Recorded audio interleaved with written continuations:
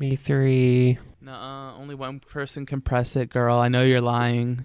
I've pressed it on my phone. No, you didn't. Stony doesn't know how any of these buttons work. I'd like to press it on my phone, please. What does the delete button do?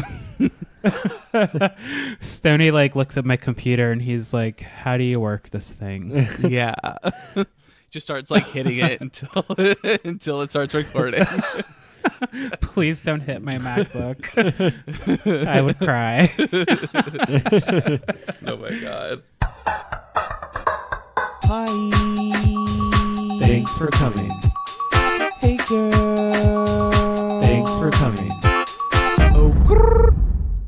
Hello, everyone, and welcome to a special bulletin travel podcast. As you guys know, I recently went to Europe, and I thought it'd be really fun to talk to Jamal and Stony about it, but also to share it with all of you listeners, because I don't know if I really have gone into it too much with Jamal and Stony quite yet. I just told them I had fun and I'm still alive.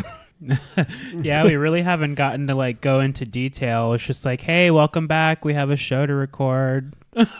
Yeah, we have 8 RuPaul's Drag Race episodes to record to catch up on while you were gone.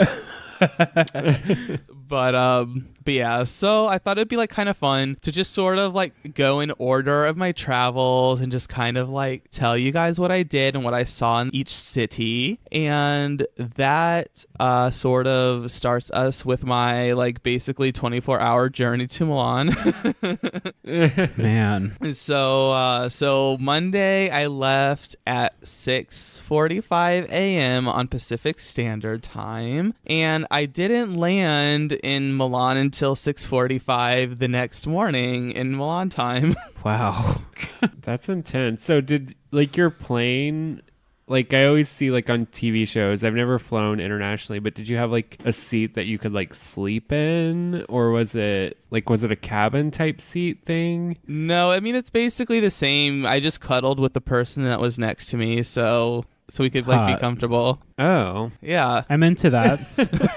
We're maybe if we get real close, our seats will seem really big.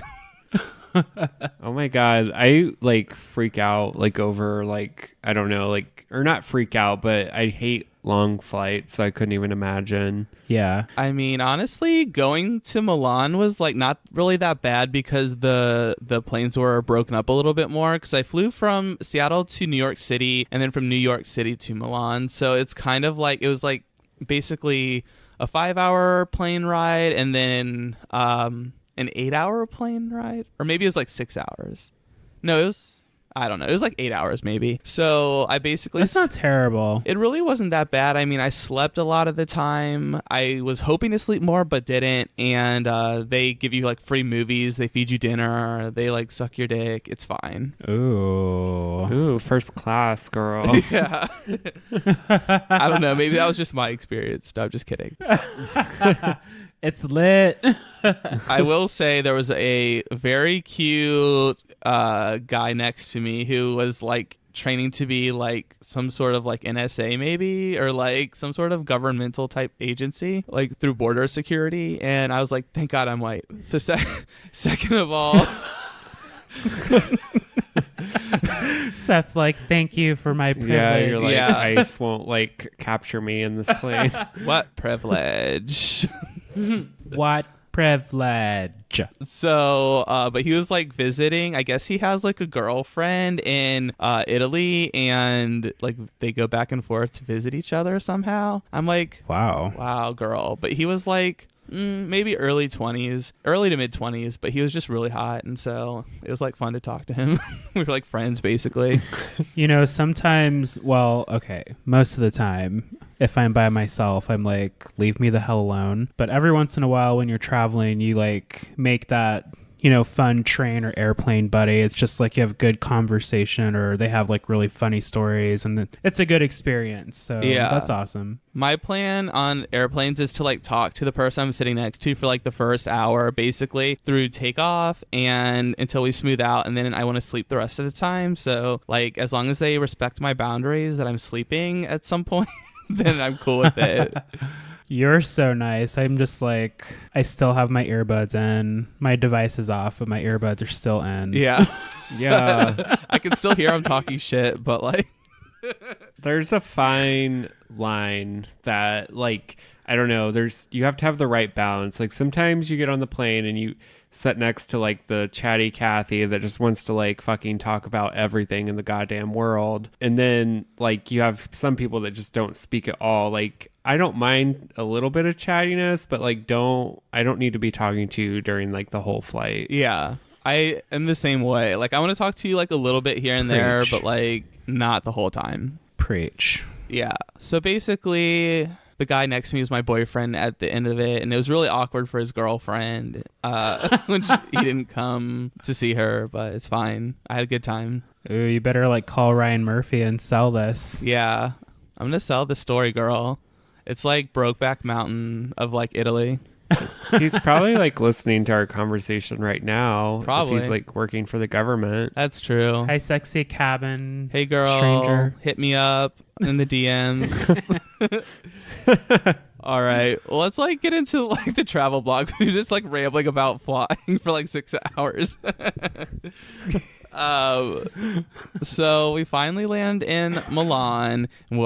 I went with my friend Rachel, and we were like really tired. And then I was like, my whole thing was like, we just got to keep moving. Like, we got to keep moving because I can't go to sleep until like a normal time, or else we are going to be screwed. But Rachel wanted to go to sleep almost immediately.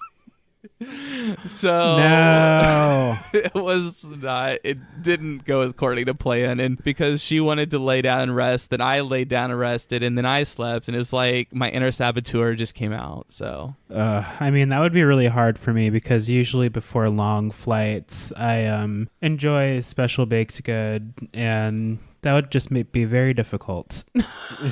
yeah, girl. So eventually we rebounded and we went out for lunch, and we had some delicious pasta, obviously. Yes. Carb City, bitch. Carb City. What kind of pasta did you got? I had a nice simple pasta with mushrooms and a nice butter sauce. That Oh, sounds sweet. good. Did you guys go to like Fazoli's or something? Yeah, unlimited breadsticks, girl. It was great. Stony's Southern Indiana's coming out. I thought like Fazoli's was like real Italian. Yeah. Yeah.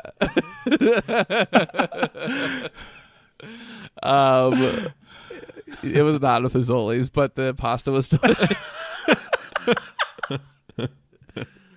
And I didn't get any breadsticks. I guess I kind of would have maybe enjoyed Fazoli's more. I don't know.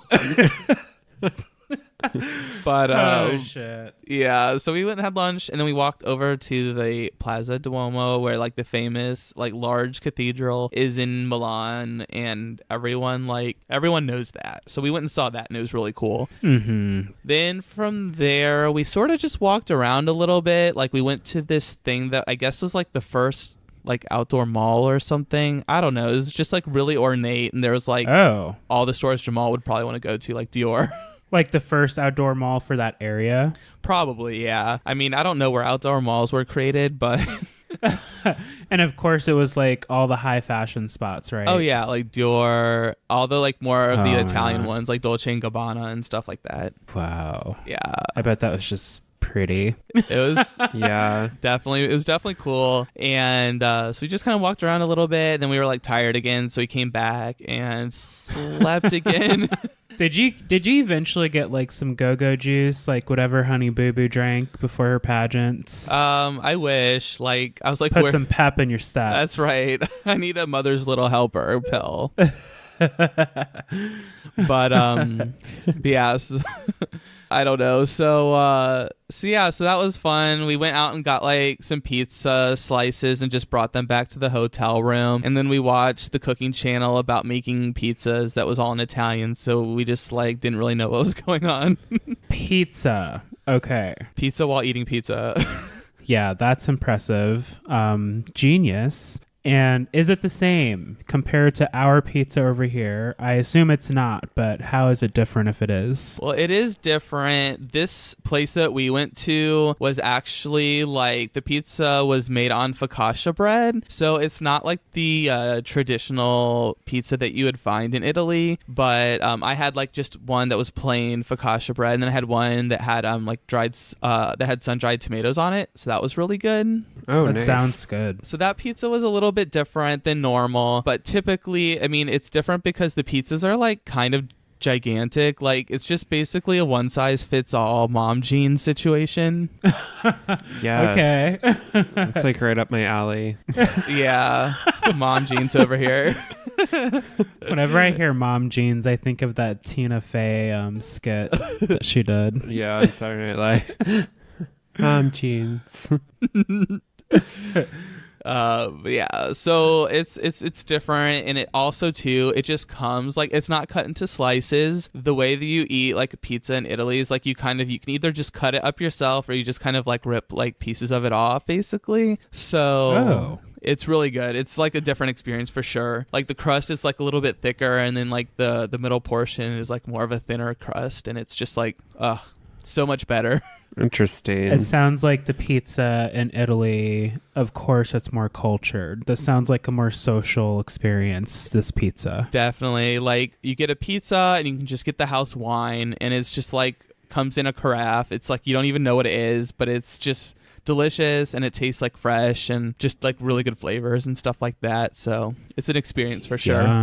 Very cool. Yeah. Nice. And my favorite pizza was Diavola, which was like a spicy sausage. Ooh, I would love that. So that was Yum. bomb.com. So that was basically our experience in Milan. From there, we drove to Venice, and that was like a decent chunk, maybe like 3 or 4 hour drive. Uh-huh. And then we basically have to park before you get to Venice because it's, you can only get around by gondolas or boats. Whoa. Oh. I'd always known that, but I'm sure experiencing it is like another level. Yeah, we have to park, and then we took a bus over to like this main like port area, and from there you take the Vaporetto, which is their water taxi, and yeah, so it just kind of takes you along the Grand Canal, and then you can get off at like different stops around Venice. That's pretty neat. It was real fun, and just to be out in the canal and get to see like all these like old buildings, and it was cool. Yeah. That would be so cool. How did it feel traveling like by boat and by car in another country on another continent? Like, was it scary? Was it exciting? The scenery was cool in some of the stories I saw. Yeah, the scenery was cool. It was definitely scary driving in Italy. I wasn't the one driving, but it was scary even being a passenger because in Italy, like everyone's just sort of like weaving in and out of lanes because like people drive slow there. And so then like all these people like be speeding around them, and Oh my gosh. yeah, it was intense. It's very vigilante. Yeah, it felt like basically Grand Theft Auto. I already know I couldn't do that then. Yeah, it was intense, girl. And then for Venice and being on the boat, it was like definitely a different experience to be like going around that way. After we actually got into Venice, we didn't do like gondola rides. Like I felt like I had my experience, on this Vaporetto. I didn't need anything else. And Yeah. then so we get to our spot. We rented an Airbnb that was literally right next to the what was it called? Oh, now I'm blanking. Oh, St. Mark's Basilica and San Marcos. Cool. Yeah. And that was really cool. It's like this cool little loft in a like, it's like a house, but they split it into different rooms for Airbnb. Yeah, I was stalking your like Insta stories, so Yeah. I remember that one specifically because I thought the space looked really cool. It was really cool. Like it was just one bed, but it was a really large bed, and it was like had this ornate frame. So we shared a bed, and Ooh. Were you the big spoon or the little spoon? we did it where like Like my head was on one side and then her head was on the other side. Like it was like opposites, you know? So y'all were like butter knives. Yeah. Okay. Yeah. Sure. I'm not sure exactly what that means, but yes. Corpse pose. Yes. But it was cool because you could hear the bells at the basilica like at every hour, you know, and waking up to that was kind of cool too. And yeah. You're like really annoyed, but you're like, you know, this is a once in a lifetime experience, so this is awesome, I guess. Yeah. It's like so fun being woken up by bells in the morning. Yeah, so that was super fun. We just like walked around and like ran, you know, just would go into like whatever restaurants and stuff, like had some bomb food. Like one time I had this delicious salmon fillet that was really good. Ooh. And what else did I have? I had pizza one time. There was a hot waiter that I found on Grindr, but it didn't work out. And it was really sad. Damn. The order fell through. Yeah, girl. I was just talking to Stony a couple weeks ago about how I was like, I wanted like some salmon or some kind of fish here soon. Yeah, you got to, girl. Salmon's the best. And it was so fresh Sounds there, good. too. Ooh, I bet. It was real good. Then I had like some like gnocchi. I don't know. Pasta, basically. Everything pasta. I have to sample all of the pasta. Ugh, there's just so much good food. I know. That, like I would actually want to try. made it through all of Italy, like having no red sauce. It was crazy. Whoa. Impressive. I'd be all over that. So Venice was super fun. What else did we do? We went to a museum and we got to see a lot of religious imagery. So that was cool, I guess. Mm-hmm. And was it like older artwork? oh yeah, like super old artwork from like the beginning of time, basically. Okay, so yeah. From around Italy too, like from around where we were in northern Italy. And so it's like a lot of like Madonna and child pictures or paintings. Mm-hmm. Mm-hmm. So that was kind of cool. Lots of like group scenes, I guess. Lots of allusions to Christ. I don't know.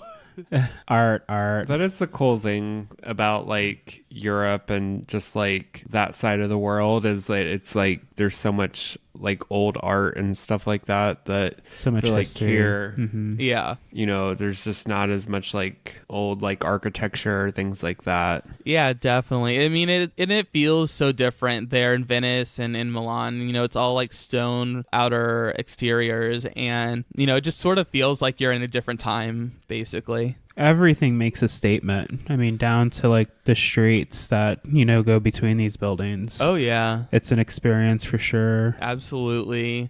We like randomly walked like into this like art school, I guess you would say, but like the courtyard was just so cool, and it had like a bunch of statues and just like, I don't know, it just looked very picturesque. So it was like lots of experiences like that. You just kind of like come upon these beautiful like spots that it's really neat. Yeah, that's really cool. I can appreciate spaces like that so much. Like I get lost in museums. So yeah, I bet that was really awesome to experience. It was real fun, and we saw, you know, like the Rialto Bridge and the Accademia Bridge, and you know, it was just really cool. Like one night we were over in the Accademia, and it was just like the sunset was just so beautiful. It was like, you know, lots of pinks and yellows, and just, you know, going over these like really old ornate looking buildings. It was so cool. That's gorgeous. Yeah, so that was fun. So then after Venice, it was time to like do our Call Me by Your Name tour that I planned. You made it. I know. You lived to talk about it. I know, girl. I was like so excited after Venice. I mean, everything was fun, but I was like, oh my God, we're going to finally see like all these places. And so we went to this town called Sirmione, and it's right on Lake Garda, Lago di Garda, and it's a small like beach town vibe sort of thing, and I guess it's like a vacation destination for a lot of the Italian people. Ooh, I like that. Beach town. I'm in. I'm in, girl. It was so nice. There was like a main drag where there's a lot of restaurants, and actually we got there, we had been eating so much like Italian food, and we went to this place for lunch that served barbecue. Yum. It was like so funny because it was like typical like American barbecue, like definitely was the whole theme of the restaurant, but the people that owned it and like that were taking our order like could not speak one lick of English at all. Oh my gosh. So did it taste like our barbecue over here? Or was it like actually like accidentally elevated because it's Italy? No, I mean, I guess it was maybe a little bit elevated, but it was like very much stereotypical, like American style barbecue. Like I got a pulled pork sandwich. Okay. Sauce choices. Yeah, and it's funny too because they serve it with like a side of mayonnaise, ketchup, and barbecue sauce. Oh, or like add your own sauce. Yeah, and I was like, ew, man, it was gross, but I appreciate the effort. Interesting. So that was super good, actually. That was really good. And then from there, we're like, all right, let's go to this destination. And so you have to like go park in this parking lot, and then you walk through like what is the opening of a castle. Uh-huh. And so you go in, and it's basically, you know, very touristy feeling. It's got like, you know, all the little kitschy, like I Love Italy shops and like, Yeah. like 400 gelato stores. So you kind of have to weave your way back through it to get to like these ancient ruins where one of the scenes was filmed, which is when Elio and Oliver and Elio's dad go because they find a statue in the lake that is being brought up out of the water. Mm-hmm. So we went there and we're all excited, and we get to the gate, and it was like closed early, and we were like, what the hell?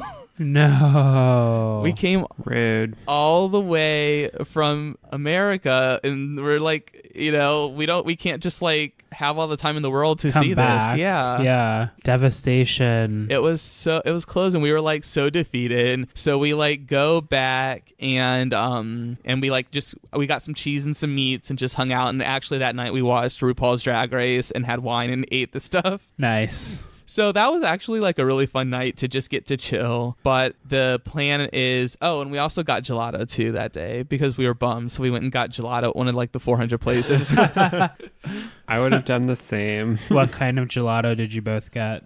So we actually got gelato twice. That once the first day, and the first day I got Kinder chocolate flavored gelato. Ooh. So it was like nice and chocolatey but more milky tasting. Yum. I love chocolate. I forgot what Rachel got, but the next day I switched up and got some sorbetto, and I got limon and also mango. Nice. And they were both so amazing.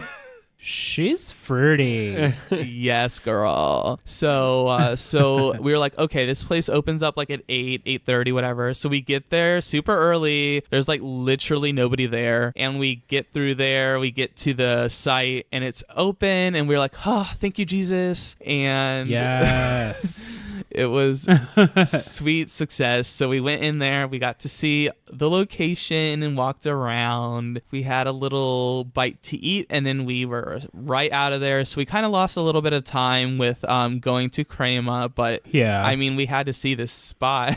We're not going to just go away. Yeah, it was still like a good experience, and you know, it's a great memory, so it's not a bad choice. Yeah, it was so fun. And then we get in the car. We're on our way. First, we went to Bergamo, and Bergamo is the town where they film like the end of the movie, like where Elio and Oliver like go away together right before he goes back to America, where he's like drunk and stuff. Mm-hmm. Mm-hmm. Mm-hmm. So we went there, and we got to see like all the spot like where Elio like throws up from being drunk, and then like the little area where he goes to the fountain and like washes up, and where they're like kissing on the side of the building and dancing in that big open space where they come upon these like random strangers. So it was just like so cool. You were there. We did it, girl. You saw it. Yes.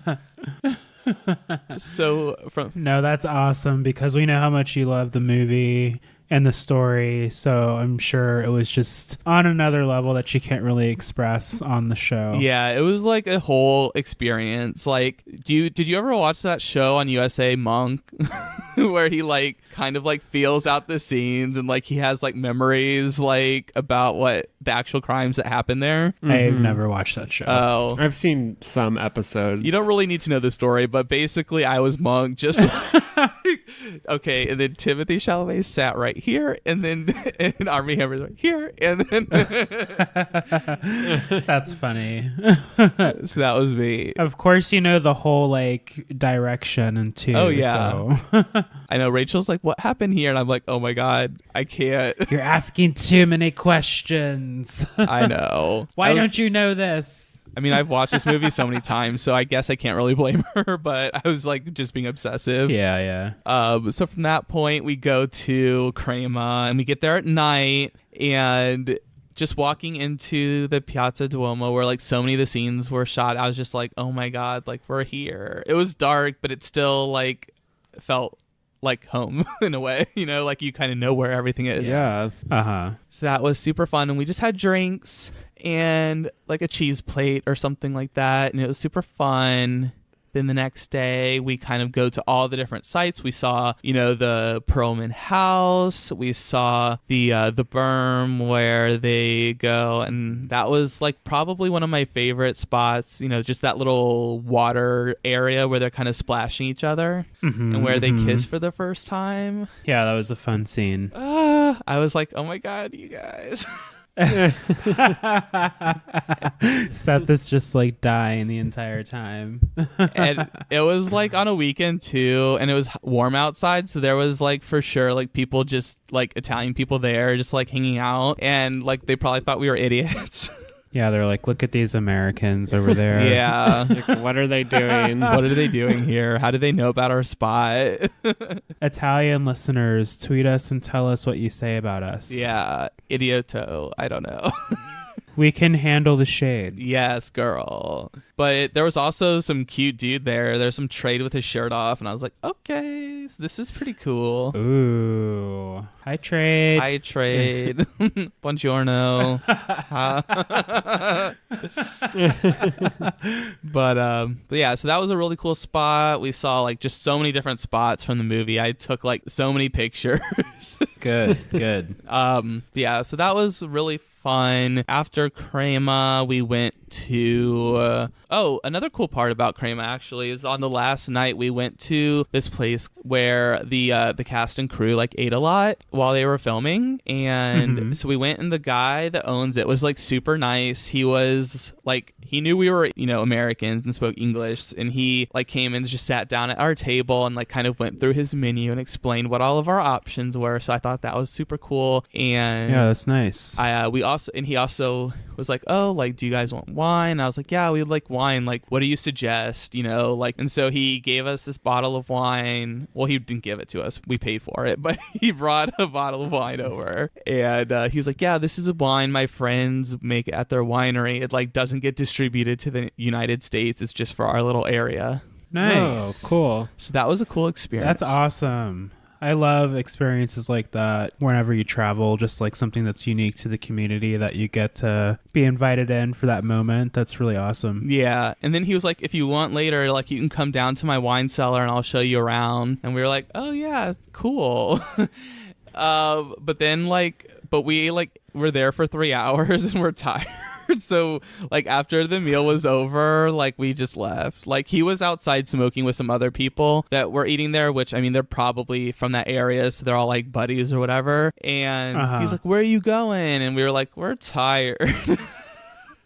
But he like wanted us to stay and like show us his wine cellar and like probably just hang out, but yeah, we were tired. But it turns out he actually was an extra in the movie too. Like I didn't realize that at the time. But so that was kind of cool. Oh, neat. Oh, Look at that is really cool. Yeah, he was an extra in the scene after Elio and Oliver sleep together, and then Oliver goes into town and Elio follows him, and they're outside of that little bookshop sort of looking place, and he's like sort of in the background there. Oh, that's cool. So that was fun.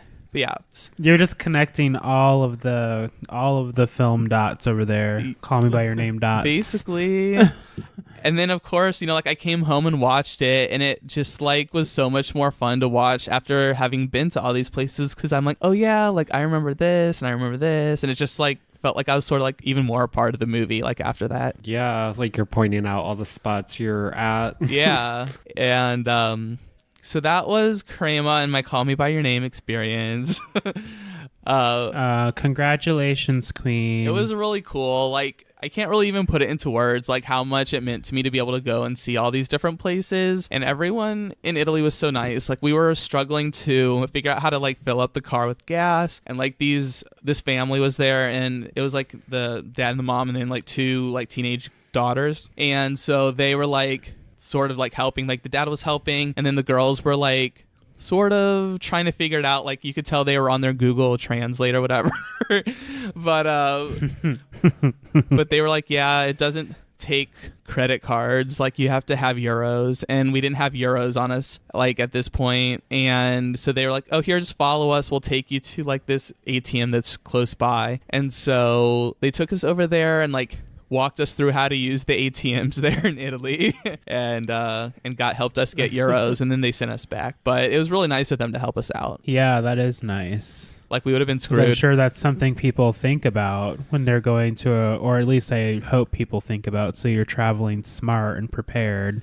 I mean, I have Just no how you're idea gonna how any of that communicate. stuff works, so I'd be screwed. Yeah. Yeah. Because, you know, the translation apps only go so far, so... Right. You know, it's like you can translate it, but it's like, I don't know, the directions didn't add up with what we actually had to do. It's done. It's the gas places operate differently. You know, we had some euros initially, but had ran out, and it's like we thought we were just gonna be able to swipe our credit cards everywhere, but no. So it's like little things like that you learn along the way. And now if I ever go back, I don't know. Traveler's checks. Yeah. And also when you go to grocery stores there, like to get the produce, you have to like get a sticker like and weigh it like while you're at the station before you even get to the register, because then you get to the register and then you just scan the barcode. So we didn't know how to do that. So we get there and we're like, how do you ring this up? And she's like trying to explain to us, but we, you know, obviously don't speak Italian. And she's like, and just like goes off and like I like followed her and watched what she did. She's like, let me show Like, you. Yeah. Americans. And then to get out of the checkout area, you have to like swipe your receipt because it has a barcode on it. So you have to like swipe your receipt to get out. Otherwise, like the little thing stays locked and you can't get out. So that's like how they prevent theft. Whoa. So that was a different thing that we were like, how do we get out of here? I'm into this. Yeah. So I learned lots of things about the Italian culture and like in like rural, like small town Italy. So that was a good time. From this point, we are driving through the Alps down to Nice. And that was like definitely an experience. We were like driving through all sorts of like just basically holes and mountains and lots of tunnels. Yeah, I love mountains. I miss having that part of like a regular everyday scenic view. Like that's one thing I always appreciate. Yeah. No matter where they are. Like I said earlier, those stories are really cool when you're in the car driving right next to them or right through them. Oh yeah. It was really fun. Like we were listening to like the rock stations and like Nirvana would come on and just like going through all these like places. I don't know. It's just really neat. Yeah. So we get it to Nice and it was really fun. I think the first night, what did we do? Oh, we had like not eaten lunch. So we went to this place and we thought we were going to get tacos. Uh-oh. What did you got? But we got like French tacos, and French tacos is basically like a burrito with like chicken, French fries, and raclette cheese.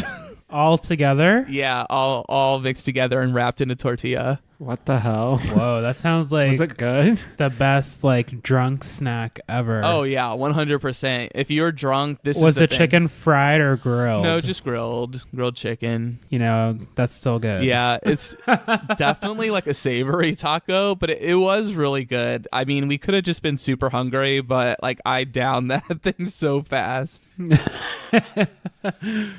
I would have ate it. Yeah, girl. So it was really good. So then the next day we went to the Riviera. I think the next day we went and had breakfast at this little cafe on the way, and we, you know, had a nice little breakfast. Nothing too spectacular, but it was like, you know, a typical French like breakfast experience, I think, where you're just sort of like having a coffee, a little omelet, a little salad, So then we walked to the Riviera, and the Riviera is not like a typical like ocean situation. Like it's like rocks. Oh. Like big rocks. And yeah, that's not what you think of first when you think of the Riviera. no, I was not expecting that, but we like kept our shoes on, of course, and just sort of went to the waterfront and we watched the water, the water come in, and then eventually we wanted to like just put our feet in the Mediterranean Sea. So we take our like shoes off and like are probably only like 5 steps away from the ocean, but it felt like it took me 10 minutes to get there because it was so painful to walk on the rocks. Ouch. Ouch. Yeah, that sucked probably. Fall girl. Yeah, it was not good, but I rolled up my little jeans and got my feet wet, and it was really nice. And then from that point, we went and had like a snack. We went to the Hard Rock Cafe, girl.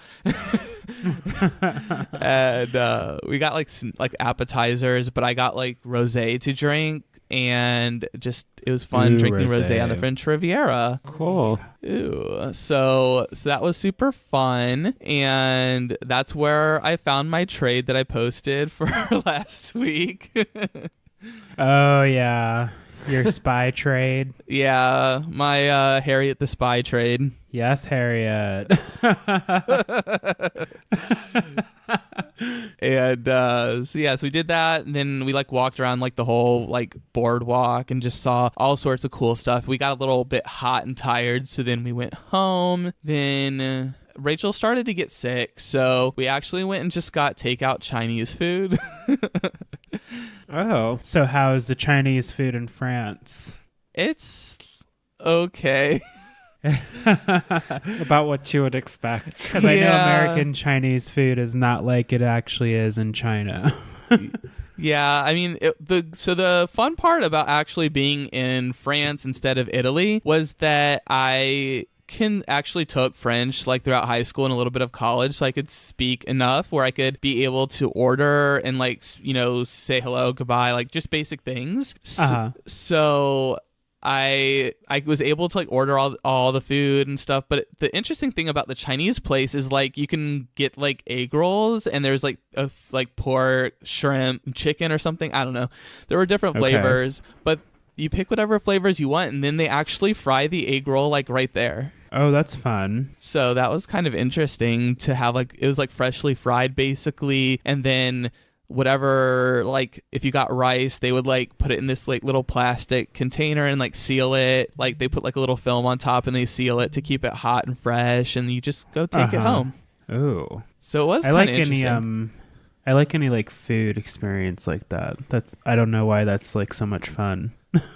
It's like interactive food. Interactive food. It was definitely an experience for sure. But yeah, so then the next day, Rachel was kind of feeling under, and that was actually her last day in France and of her trip. And so we kind of took it easy in the morning, and then we went and got like a sandwich and some fresh juice smoothie, and then she left, and she had to drive back to Milan on her own. I was like, ugh, this does not sound fun. Oh my gosh, props to her. I'd be like, I don't know, when I go to Europe, I'm going to like plan my visits and connections like all by trains. Yeah.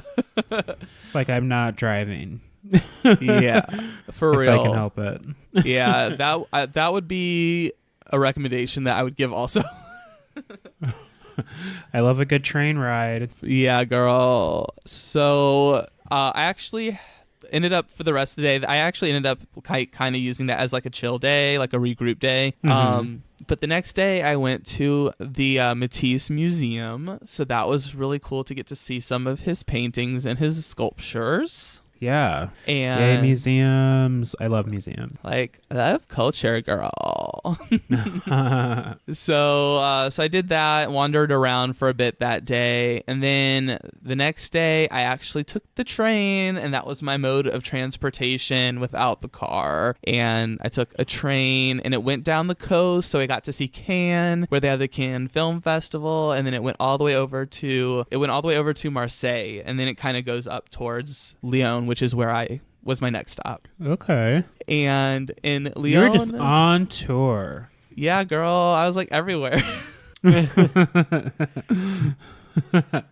Lyon, it was kind of started to be a different experience because I was like on my own in a foreign country, so I was like having very limited like social interaction.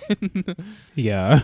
But I was still having, making my own fun. That's good because you have to like, listen to your comfort level and be safe and be smart and still have a good time. Yeah, for sure. So in Lyon, I went to have like a really nice meal. And here again, the waiter spoke no English, but luckily I spoke decent enough French. And so I was able to make it through the dinner.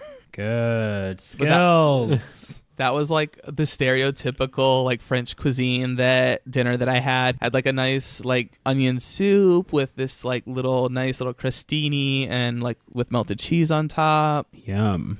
I had like fall off the bone like braised chicken with rice and this like delicious sauce. I don't know. It was so good. That sounds delicious. Ugh, I'm hungry.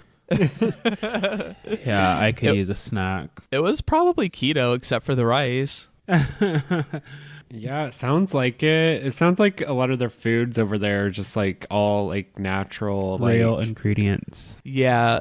It was definitely a lot of fresh ingredients. So even though it's not necessarily like the healthiest foods, it's really like good quality ingredients. So like when I came back here like and started to eat here, like my stomach was immediately angry with all the like preservatives and stuff. Ugh, rough.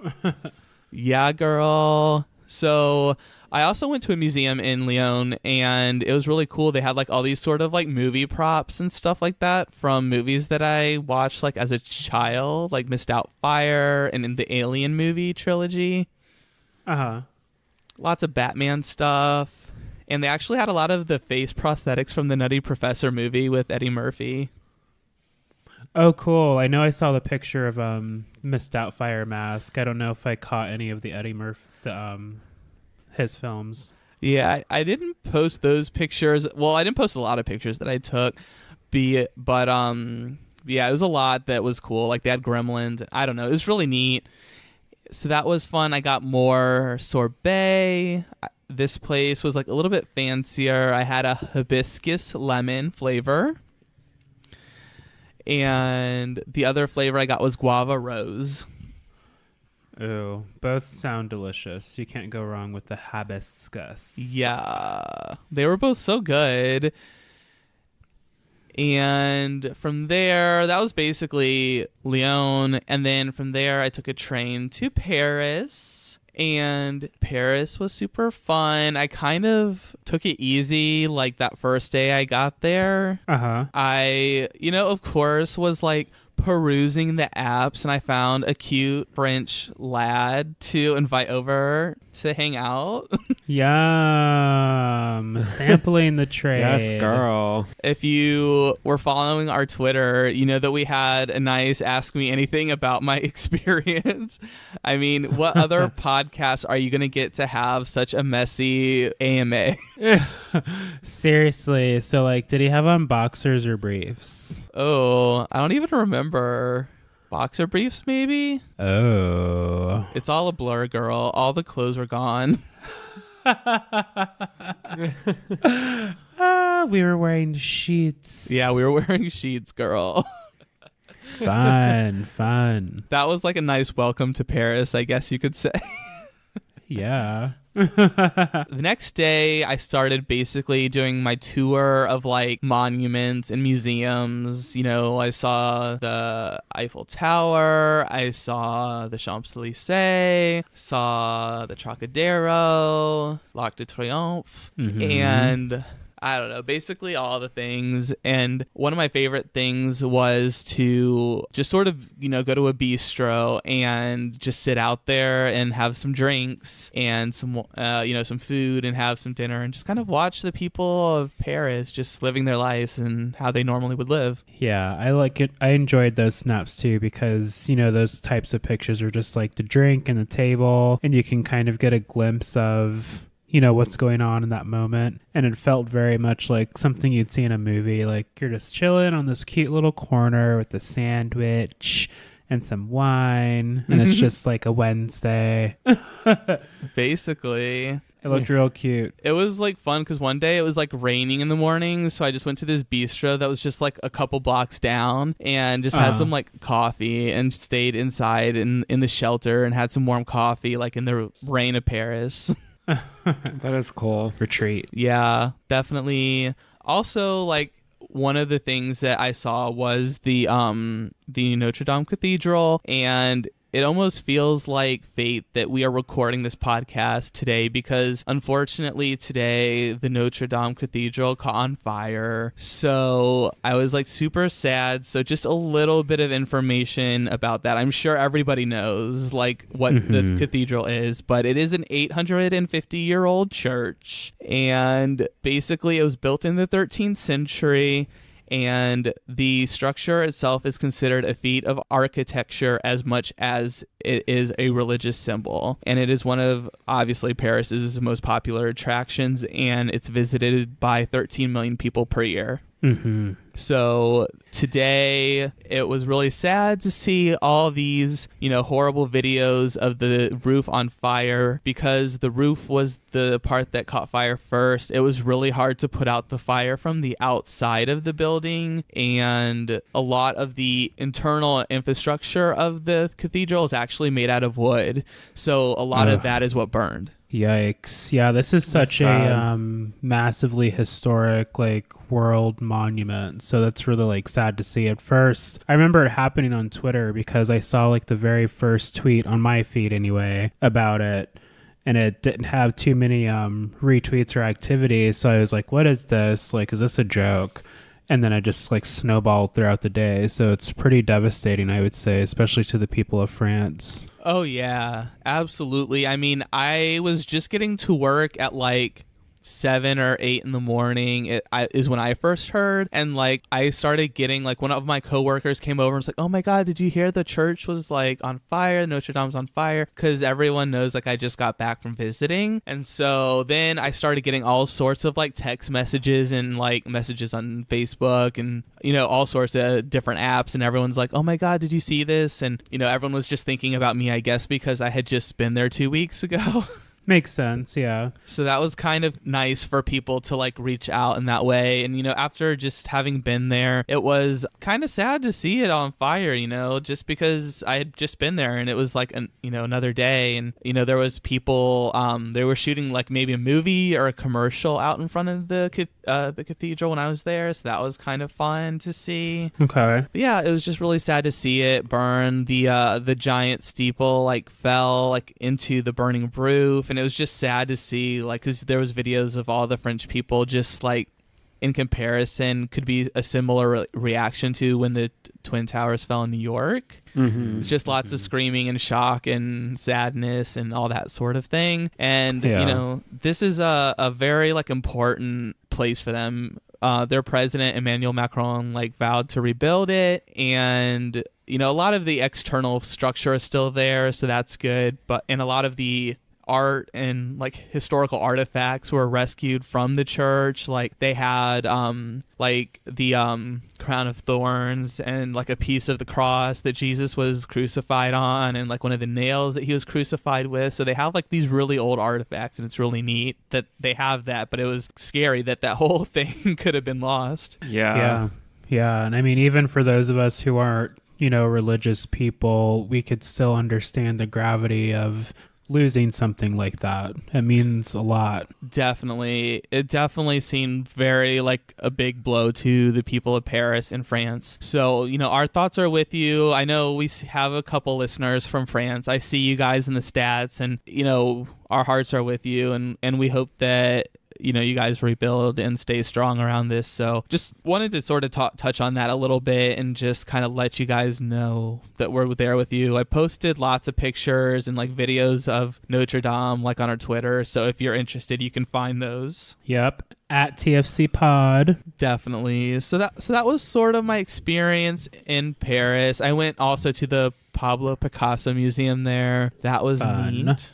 And I went to this cool exhibit where they have all these Van Gogh paintings, but they made it like into an interactive exhibit where they project all the paintings, but they sort of bring them to life in this giant room. So it was really neat to see that too. That would be cool. Yeah, that sounds super interesting. So yeah, I definitely went to that. I went to the Père Lachaise Cemetery where, famous people were born, like Frédéric Chopin, a classical music composer, Edith Piaf, who wrote and sang La Vie en Rose before Lady Gaga did. Yes. Jim Morrison. But yeah, so I don't know. Paris was just super fun. Paris is like definitely a special city to be in. It was just really fun to just wander throughout the city and get to experience it. Got to go to the outside of the Louvre, where obviously, which is known for Beyonce and Jay-Z recording their Ape Shit music video. Sorry, I just like slammed into the mic. The Beehive loves you, but y'all, we know our history, but no tea, no shade. Yes, the Ape Shit video. Yeah, girl. I was like, oh my God, I could like smell Beyonce a little bit. Haters in danger. Whole lot of girl. gangin'. Yes. So yeah, I don't know. Paris was everything. I mean, everywhere I went to was just so special. It was special to get to see all the Call Me by Your Name sites and all that too. So it's just really cool to be away for 3 weeks and just not have to work. Also, but girl, back to reality, queen. It always sucks. Yeah, coming back was definitely a shock. Like just different architecture. It just. It's a more modern setting here in America, and it just felt weird to be in my apartment for a little while, but it even feels a little bit weird to be here now. That might just be because it's messy, but yeah, I don't know. I'm sure it's a lot to get used to, like just being back to like reality and like, having to like do your routine again. It definitely was a big adjustment to come back. I was like, basically in Italy and France for a whole month. So, I mean, just to be back in America and like, of course, like, I get back and it's like pouring rain and like typical Seattle weather. And I'm like trying to figure out how the hell to get home with my giant suitcase. So it was really like back to reality quickly. Pizza Planet wanted to know how you dealt with no AC. It actually was mostly not bad. So, I mean, it was not very hot when we were there. It was starting to get to like low 70s. So we would basically just keep our windows open at night, and that was enough to keep it cool. However, in our spot in Crema, actually, it was a totally nice apartment, but we weren't able to figure out how to work the AC like heater unit. So it was like hot as fuck in there. Yikes. That kind of sucked, and we didn't have the windows open. But yeah, overall, like it actually wasn't that bad. You just sort of open your windows at night, just crack it a little bit, and you're good to go. That sounds good. I saw that come in on Twitter, so I had to sneak that in before we wrapped up. Oh yeah, I'm glad we got to address Pizza Planet's question. Thanks for that, girl. We love you, Pizza Planet. One of our OG listeners too. Yes, girl. So yeah. Let's see what else. Oh yeah, so that was basically the air conditioning. I mean, I'm sure it's a different situation in the summer when it's like way warmer. So if you're gonna go in like the end of March, early April, and it'll be just fine. Yeah, so that was basically it. After Paris, I came home and that was it, and now I'm back at work, and it's been a few weeks, and I'm not sure how soon this will get posted, but hopefully this week. But yeah, that was my trip. I hope you guys weren't like too bored or anything by it. Like hopefully it was interesting to hear about my trips and travels and experiences, and if you want to know more, of course you can like message us here or on any of our social media platforms. I guess you can't message us on the podcast, but you guys know what I mean. Yeah, and when this episode does drop, if some of you are Call Me By Your Name fans or want to visit these places, definitely share the episode and play it back so you can have some ideas to get your trip planned. Yeah, and I'm more than happy to be a consultant too if you guys want any tips or want any sort of interesting information about that, or if I said anything that you want me to elaborate on more, you can email us, you can DM us, you can tweet us, you can send us mail if you can figure out how to do that. Yeah, you can also leave us 5-star reviews wherever you find us. Ooh. Yeah, ask your question in an iTunes review. And we like to read your comments on the show, so leave some kind words and we'll most likely shout you out.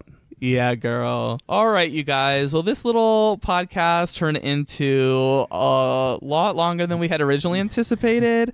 However, I feel like that's basically our MO, so I really expect... Oh no, I swear if we start doing 2-hour episodes, I quit. I mean, it was like a 3-week trip, so it's like hard to condense down to just like 30 minutes. Yeah, it really was. I was hoping, girl, but here we are. She had a Gaga sized tour, so we couldn't miss any tea. That's right. And I'm not going to speed through Call Me By Your Name talk. You guys know. Definitely not. No. So hopefully you guys enjoyed that.